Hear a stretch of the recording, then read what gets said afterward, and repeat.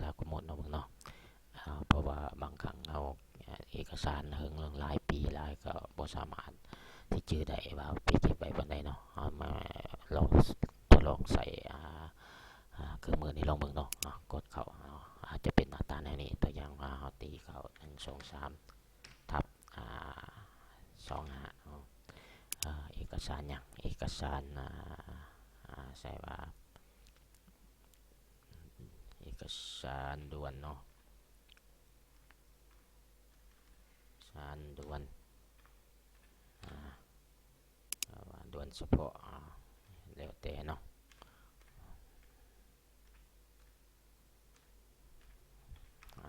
ด่วนเฉพาะในเอกสารด่วนสุดๆด่วนสุดๆก็แล้วแต่ในที่ใส่เนาะ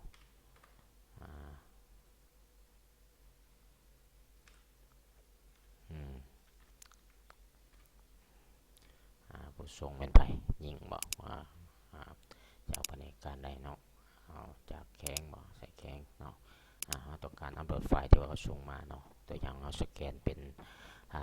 PDF หรือว่าเป็น Word เป็น Excel ได้เบิดเนาะหรือว่ากดไฟใน10ก็สามารถอัพขึ้นได้เนาะจะมาสาธิตให้เนาะตัวอย่างว่าปุ่มอัปโหลดไฟล์เนาะกด yes ตัวอย่างว่ากดไฟใน10เนาะโอเคเห็นป่ะและต่อไปจะอัปโหลดเป็นภาพขึ้นเนาะกดเสพภาพกด yes เนาะตัวอย่างว่าภาพเกี่ยวของกับเอกสารที่เขาส่งเนาะอยากโชว์เป็นภาพก็ได้เนาะตัวอย่าง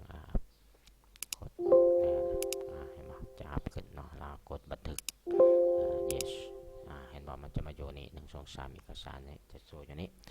มาเนี้เราต้องการเปิดเนาะตัวอย่างว่าเราค้นหาเราเจอว่าหัวข้อเอกสารเรา1 2 3ทับ25แล้วกดที่ปุ่มค้นหาเนาะให้มันจะโชว์ออกมาเนาะหลังจากนั้นเรามาต้องการเปิดเบิ่งไฟล์แต่ว่าเราต้องการพิมพ์เนาะในเอกสารเนาะก็เปิดกดเบิ่งนี้เห็นป่ะมันจะเป็นไฟล์ที่ว่าเราแนบไว้เนาะก็สามารถค้นหาแล้วก็เปิดแล้วก็พิมพ์ออกอย่างรวงไว้ว่าเนาะอย่างทุกคนต้องการหรือว่าเราจะอยากเบิ่งภาพมันแม่นแท้บ่เนาะเราก็มากดเบิ่งเปิดภาพมันเนาะเห็นป่ะตัวอย่างว่าเราอัพภาพได้มันแม่นในตัวนี้แท้โอเคก็ถือว่าสามารถอัพได้2 วิธีเนาะเป็นภาพแน่เป็นไฟล์แน่เนาะโอเคส่วนปุ่มอื่นๆก็สามารถedit ได้เนาะหรือว่าจะลบข้อมูลก็ออกเลยก็ได้เนาะตัวอย่างเราต้องการลบเนาะนี่ลบทิ้งเลยyes เห็นว่ามันจะหนีไปเลยโอเคสำหรับเราเสียออกจากโปรแกรมเราก็ต้องกดปุ่มเซฟนี่เนาะโอเคถือว่าเซฟแล้วเนาะจากข้อมูลเราจะ